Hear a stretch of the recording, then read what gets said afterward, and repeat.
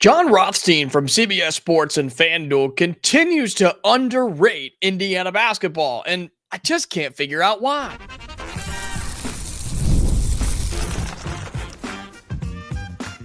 You are Locked On Hoosiers, your daily podcast on the Indiana Hoosiers.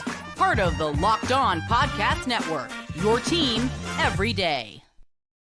Welcome, and it is the Locked On Hoosiers podcast. I'm your man, Jacob Goins. I appreciate you being here, making this your first listen or your first watch every single day. We are part of the Locked On Podcast Network, which is your team every day. Today's episode of Locked On Hoosiers is brought to you by Monarch Money. Take control of your finances with Monarch Money. Use the code LOCKEDONCollege at monarchmoney.com for 50% off your first year. Well, thank you so much for being here. Shout out to all of my everydayers and happy Memorial Day to everyone out there. Hope you're enjoying the day. Hope you are understanding and realizing why we have a day off like this and get to do the things that we do. So hope you enjoy the day and glad that you're here. We're going to talk some college football playoff as the seeding has changed, right? Late last week, some breaking news hit. We'll talk some more about what that's going to look like, how it would have looked like last year, and how it impacts Indiana and the Big Ten moving forward. But for just 2025, because then 2026 and beyond will look even different. But I want to start the show today by pondering this idea that John Rothstein, who is one of the biggest national college basketball reporters. He works for CBS Sports and FanDuel, which we're proud partners to be with FanDuel as well. He works for them, and again, it's one of the best reporters and just journalists and covers of college basketball, right? He is one of the biggest names. He breathes, eats it, sleeps with it. I mean, he is college basketball. But he continues to disrespect and underestimate what Indiana basketball is going to do in 2025 and 2026. And I genuinely can't figure out why. Because late last week, he put out his latest top 45, his Rothstein 45 that he puts out every couple of weeks, I think, and he updates it very periodically or very consistently throughout the season. But he has released several of these over the last handful of weeks and handful of months, and Indiana's nowhere to be found. This isn't a top 25. This is a top 45. The top 45 teams in college basketball. Basically, you can put this as the teams that he believes are going to make the NCAA tournament because of all the automatic bids and things like that from the American and conferences like that, right? He's saying these are the best teams right now in college basketball based off of what's coming back, based off of the transfer portal, the high school recruiting, and the head coach that stands on the sidelines. And Indiana's nowhere to be found. I mean, teams like Purdue are in here at number 2, which is not good for us. And Braden Smith coming back is a big part of that. The defending national champion Florida in there at 4, thanks to Alex Condon coming back. Boogie Fland is now going to be there. We saw that the other day. UCLA out of the Big Ten at number 5. Donovan Dent is going to be there. Xavier Booker's going to be their center. Man, he's going to be really, really good. Michigan is a top 10 team at number 8. Looking at some of the other Big Ten schools in here, right?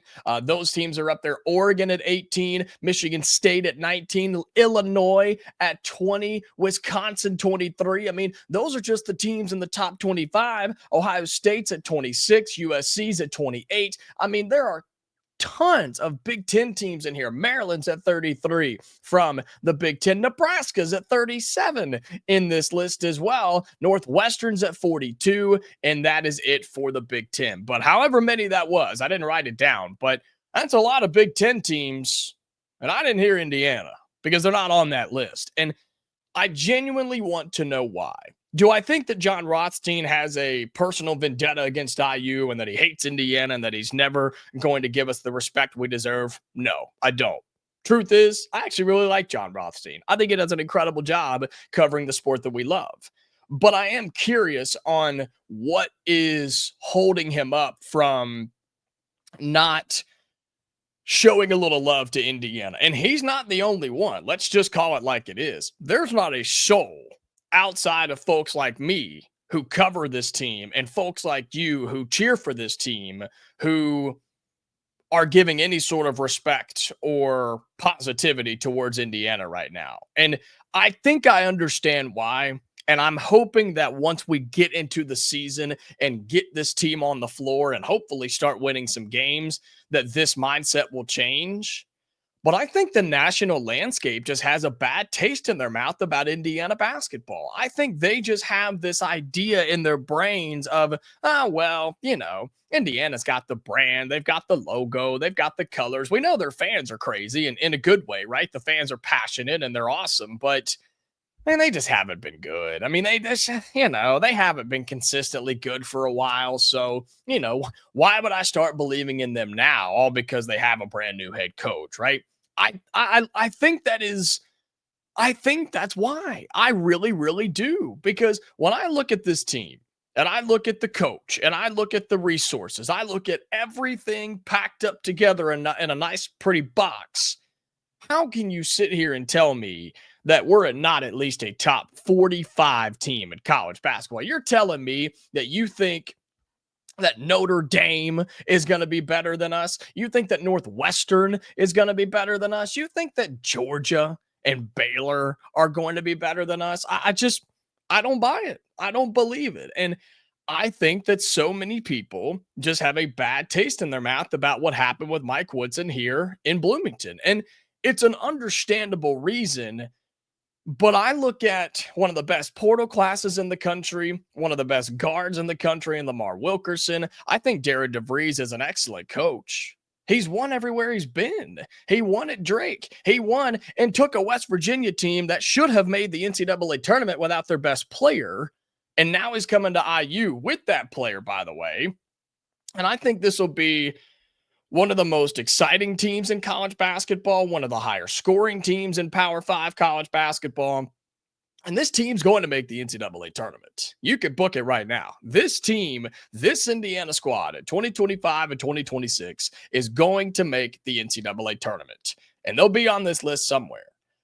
I just want those on the outside to kind of take a step back and give Indiana a fair evaluation. And some of you may look at this and say, preseason rankings doesn't matter to me. I don't care. It doesn't matter until the games start being played. And you know what? In some respects, you're absolutely right. You're absolutely right. It is the end of May, and we're talking about a top 45 that is based off of what? The roster, the coaching. I totally understand. In some respects, yes, you're absolutely right. I'm more so saying I want the folks that cover this sport, watch this sport, and talk about this sport to just give Indiana a fair shake. And if it takes the season starting and winning some games and beating Kentucky or beating whoever it needs to be in non-conference play or getting into the Big Ten and being like, oh, well, maybe Indiana is kind of a good team. I'm not saying we're going to go to the Final Four, but I'm saying we're a top 45 team in college basketball, that we're not having to argue that we're better than Oklahoma and Nebraska and Cincinnati's of the world, right? I think we're more talented than those teams, and I think it's going to show when we get on the floor, and maybe that's what we have to do. And so, again, do I think John Rothstein and guys like him and others that cover this sport truly don't think Indiana's a good team? No, I just don't think they trust it yet. And then when they see it, they'll believe it. And I think it's coming. I think a lot of you think it's coming. And hopefully they do decide, hey, you know what? They're actually pretty good. Maybe they were wrong. Maybe I was wrong about Indiana, says John Rothstein. And maybe they accept that. And hopefully the play on the floor and the aura that this team carries itself with will have that impact on those around us. All right, coming up here on Locked On Hoosiers, flipping over to football because breaking news late last week about the college football playoff changing the way it seeds. How does that change what's coming up in 2025? Plus impacting Indiana and the Big Ten for just 1 year? We'll talk about that next here on the Locked On Hoosiers podcast. Today's episode of Locked On Hoosiers is brought to you by Monarch Money. Do you ever check your bank account and wonder, man, where did all my money go? Between dining out and online shopping and just day-to-day living, it's easy to lose track, but that is where Monarch Money comes in. Your personal CFO giving you full visibility and control over your finances. Monarch Money is not just a budgeting app. It's a complete financial command center. You can track all your accounts, investments, and your spending in one singular place, so you stop just managing your money and you start building a little bit of wealth. Look, I thought I was fine. I didn't think I needed a budgeting app. I didn't think I needed something to tell me that I was spending my money in random places or that I had several accounts that I couldn't keep track of. I thought I had it all under control until I got with Monarch Money, and it was like, holy smokes, I'm spending money here I don't need to be. I've got accounts over here I didn't even know I had, and it just kind of condenses everything and lets you look at it all in one clean place. I'm telling you, it's the way to go, especially if you've got a significant other that you're trying to handle money with too. This will cut out a lot of the arguments. I'm just telling you right now. So make sure that if you are even thinking about doing something like this, Monarch Money is the way to go. Okay. Take control of your finances right now with Monarch Money. Use the code LOCKEDONCollege at monarchmoney.com for 50% off your first year. That's monarchmoney.com, code LOCKEDONCollege for half off your first year.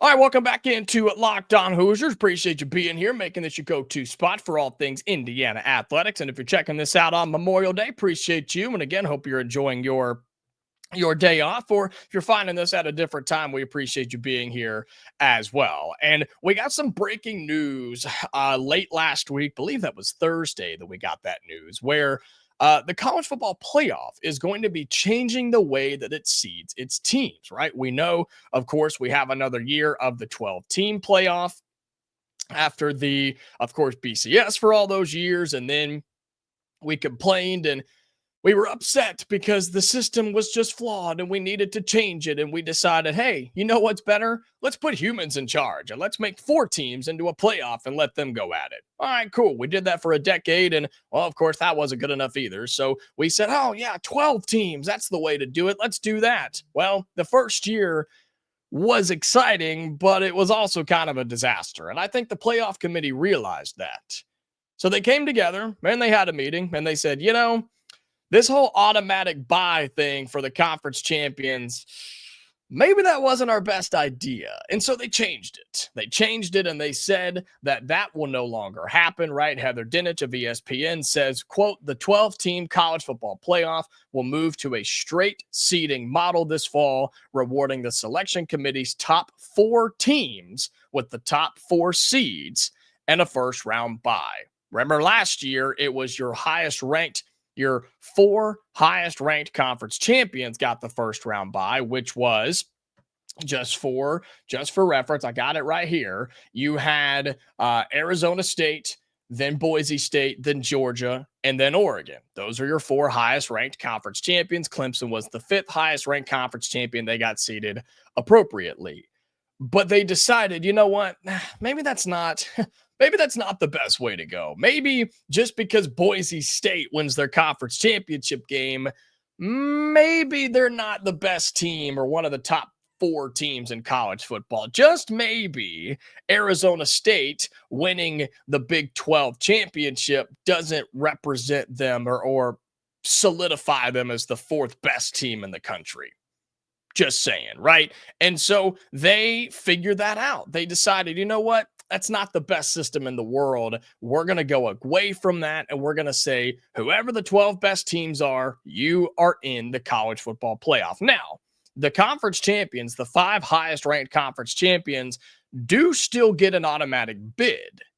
You just don't get an automatic bye like you did a year ago. And I said this the other day when it came out, and I still believe this. Man, this should have been the ruling all along. This should have been in place and discussed when the 12-team playoff came to fruition. How in the world did we let it get any other way? Oh, I know. It's because we have a playoff committee that has no accountability, that can do whatever they want to do, and they have one goal in mind, and it's to make as much cash as physically possible. And they're doing this because of that. They're not doing this because it's right. They're not doing this because they think it's the fair thing to do. They're doing it because it's going to bring in more money. And you know how this would have changed last year's bracket compared to this, right? If this ruling were on last year's bracket, I'm not going to go through the whole thing, but for us Indiana fans, rather than saying, hey, we know you had the greatest season in the history of your program. Congratulations on that. We're really proud of you. Here's a trip to South Bend to kick off the playoff on a Friday night against Notre Dame. Good luck. Have fun. Well, the nation will be watching. No, instead of us going to Notre Dame, we would have hosted Boise State, who was still a good team. But Indiana wins that game. Indiana beats that Boise State team at Memorial. Are you kidding me? At Indiana, at home to kick off the college football playoff. We could have hosted Boise State rather than going to Notre Dame. It's just crazy to me. And then we could have gone and played Oregon on a neutral side. Who knows what happens there? But that's how it would have changed it for us, which is a big, big deal. And so this is going into effect for 2025. But the problem is they're already talking about and changing the language for 2026 and beyond because they already know that it's going to be a 16 team college football playoff. They're already talking about it. So this ruling is great, but it goes into effect for 1 year. It's going to impact one singular season. And then you're going to go to the 16 team model where you're going to have, right? You're going to have the SEC and the Big Ten. They're going to get 4 automatic bids into the conference or into the college football playoff. We'll talk more about this in a little bit, but 4 from the Big Ten, 4 from the SEC, 2 for the ACC and the Big 12, 1 for the group of 6, and 3 of the at-large bids, right? That's a big deal too, and more on that later. So how does this impact Indiana, right? How does this affect the Hoosiers and Curt Cignetti for 2025 and beyond? Well, it tells me in 2025, just be one of the 12 best teams. Just win your games. Do what you got to do. If you win 10 games, I think you're good. I think if you're Indiana, you win 10 games, you're probably going to be in. And while winning the Big Ten or the SEC or the Big 12 still gets you into the college football playoff, you don't have to win it if you're the Hoosiers. You just got to be there. You just got to be competitive. And will they put 4 teams from the Big Ten in? I don't know. We're going to have to wait and see. And I'm talking about, of course, Ohio State, Oregon, Penn State, and then Indiana, who I think right now is the 4th best team in the conference. I believe that from a talent perspective, a coaching perspective, and just a momentum perspective, Indiana's the 4th best team in the Big Ten going into the season. So could we get the 4th spot from the conference? Maybe so. All you got to do is be ranked in the top 12. What they should do is take off conference affiliation altogether and just rank the teams. They won't because they're biased, and then they sit in a closed closet together, make a decision, and then go home and have no accountability and don't have to answer for it. And then they get softball questions when they sit on ESPN. But that's what should happen. And so that tells me if you're Indiana, win the games you're supposed to and get one that you're not. You win one of those games against Oregon or Penn State on the road, you're a college football playoff team because those are their darlings. Those are the ones they love. Those are the ones they are begging to get to the college football playoff. So Indiana has a prime time or a prime opportunity to get right back to the playoff. And then you start talking about the 16-team playoff. That only helps us. That only benefits a team like Indiana. I'm not the biggest fan of conference or playoff expansion. I'm not the biggest fan of it. From a college football landscape, I don't like it. But for Indiana in particular, we're going to benefit from this. We're absolutely going to benefit from this because we're still climbing. We're still growing. We're still getting better as a football program. We can't solidify and guarantee that we're a top 10 team, top 12 team every single season. So let's just add a few more. And with that 16-team college football playoff, the Big Ten's going to get 4 automatic bids. And Indiana could be that 3rd or 4th bid almost every year if we continue to grow and continue to climb. And so that's how it impacts IU. But how does all this impact the Big Ten as a whole? We'll talk about that in our final segment right after this here on Locked On Hoosiers. All right, final segment on Locked On Hoosiers. Still talking a little college football, but before we do, just want to say thank you to all of you tuned in, whether you are listening on audio or watching on video on the YouTube side. Your support has meant a ton, and May has been another great month, so thank you so much for that. And if you are listening on audio, make sure that you are subscribed if you can. You're following the show. You have those notifications turned on. You know the drill. Send it to one person that you haven't sent it to before that needs to be listening to Locked On Hoosiers. Okay. Just share it with them on whatever platform you're on. Tell them to tune in. Tell them we're having a lot of fun. We're doing a lot of good work, and that you want them to listen in too, so you guys can talk about it at family dinner, right? However you want to do it, make sure you do that. And then if you're watching on YouTube, you know the drill. Like the video, hit that thumbs up, leave your comments or your thoughts in the YouTube comments. I know you've got thoughts on all of this, and then subscribe to the channel if you haven't already. All right. So thank you so much for doing all of that. I really appreciate it.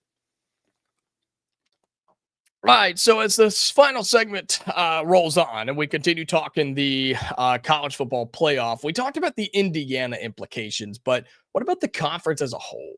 Right. What about the Big Ten? I mean, what happens with the Big Ten with this new seeding format in 2025? Then we'll talk about 2026. Well, if the Big Ten's as good as we think it's going to be, or that people are predicting it to be, then the Big Ten's going to be fine. Big Ten's going to be just fine because you've got the three dogs at the top: Ohio State, Oregon, Penn State. You've got a team like Indiana, and I've got the win totals pulled back up over here thanks to FanDuel Sportsbook, proud FanDuel partner over here, where you have teams like Indiana and Michigan who have 8.5 win totals, who, if they go over, they're flirting with a college football playoff. You've got the three big ones at the top of Ohio State, Oregon, and Penn State. I look at a team like Illinois with a 7.5 win total. They could be flirting with it. Iowa, if they have a big year, they could be flirting with it. That's probably going to be it. I mean, I don't think anybody else. USC is in there too. Maybe Washington has 7.5. That's crazy. But you see what I'm saying is the Big Ten in this model where they just rank the top 12 teams and they seed the top 12 teams. The Big Ten's going to get their teams in. And that's the thing with the SEC and the Big Ten right now is because these conferences, yes, have expanded, but because they're so good, there's not a whole lot of stress going on about, are we going to be equally represented? Are we going to get our teams in? What are we going to do? This year, I don't think there is that stress. Long term, I think there was, which is why you saw the SEC and the Big Ten negotiate their way to what is going to be the 16-team college football playoff, where the Big Ten and the SEC every single year will get 4 guaranteed teams into the playoff. And I'll say it again, from a college football landscape, from a broad stroke, just a wide 10,000-foot view, I don't like that. I don't like guaranteed bids, because what if the SEC's down 1 year? What if the Big Ten is down 1 year? What if the whole conference is just good, but there's not 4 great teams? I mean, do we really think that these conferences are going to be this dominant every single year and that 4 teams from these 2 belong in there? I don't. Not in terms of crowning a true national champion. But it's not about that. Never has been, and it never will be. It's about how can we get more teams in, get our guaranteed money from the college football playoff, from the NCAA, for the conference as a whole. We'll spread it around and make the most money watching on TV. That's what it's about. And I hate that that's where we're going. I hate that that's the motivation, but we're all trying to make a dollar, right? We're all trying to make as much money as possible. So I get it. I understand it. I just don't like it. And so for the Big Ten, we're going to be fine. We're going to be fine in 2025. We're going to be fine moving forward. And hopefully the conference does continue to be really good, and folks like Indiana continue to get better, and Michigan starts to get back to relevancy, and would love to see Michigan State and Nebraska or USC and UCLA or Washington or any of these teams get up to relevancy, to where, man, you're going to have teams fighting to get into those 4 spots. And we talked about this a couple of weeks ago too, with that 2026 model that we believe to be on the way of 16 teams. you're going to have play-in games. You're going to have the top two teams from the Big Ten and the SEC get their guaranteed spot. They're going to sit at home. Conference championship games are going to disappear, and you're going to have 4 play-in games, 2 from each conference, where 3 would play 6, 4 would play 5. Those 2 teams get into the college football playoffs to represent their respective conferences. That's what's going to happen. Just be ready for it. It's coming. And in a vacuum, that's really cool. That's awesome. I think in a vacuum, it's really neat. I still don't like it though. I still don't like this idea. Why can't we just rank the teams, put them in, no guarantees, no solidify, no. I don't like it because you can't guarantee that the 4 best teams from the SEC are 4 of the best 12 or 16 teams in the country. Same thing with the Big Ten, or better yet, the 2 teams that the ACC and the Big 12 are going to get. Can we really say for certain 100% that the second best team in the ACC is a top 16 team in college football? I can't say that. The ACC sucks. I can't say that at all with certainty, especially in the future. Especially if the ACC sees its 2 top members dip out for a different conference. That's the problem here. It's ever changing. It's never going to stop. The playoffs never going to stop changing. Conference alignment's never going to stop changing. And we're never going to have a true answer. We complained about the BCS for a long time, man. We did. We complained about it for a long time as a college football fan base. But I just don't think we had it as bad as we thought we did. I think we were complaining about the wrong thing. We wanted change, but we didn't know what the change we wanted was. We were complaining because we thought the computers had it wrong, that they were messing it up, and we needed to have humans in charge. But we fixed 2 things. We changed 2 variables instead of 1. We put humans in charge, yes, but we also expanded the playoff. And maybe that was, or expanded the amount of teams that could compete for a national championship. Maybe that wasn't the answer. I don't think the computers were wrong at all. I think we just wanted more teams to have a shot. But now we've changed it so much and we've gone off the rails. It's the same way with the portal and the NIL. We've let it get so far out of control that we'll never get it back to the way it was. I think there's a happy medium in there somewhere, but will we ever find it again? Dude, who knows? I don't know. Nobody really does. And that's what's scary. Could it be exciting? Sure. But I think it's scary more than anything. So for Indiana and the Big Ten moving forward, I think the conference is going to be fine. I think if Indiana continues to compete, Kurt Cignetti continues to get talent and keeps his coaches, Indiana is going to be fine and flirting with a playoff just about every single year. But in terms of the whole for college football, man, I truly have no idea what the future holds. All right, that's going to do it for today's episode of Locked On Hoosiers. Again, thank you so much for being here. Appreciate you tuning in. Whether it's on Memorial Day, again, happy Memorial Day to those, for all of you. And again, just remember why we're here and why we do it and why you get to celebrate a day like this. And then for everybody tuning in on a different day, thank you so much again. We're back tomorrow on Tuesday, normal episode, just like this one. We're continuing on with big recruiting stuff going on, more playoff things, more football things. And so there's a lot going on. So we are back tomorrow. All right, Hoosier fans. So until then, stay safe, and I'll talk to you later.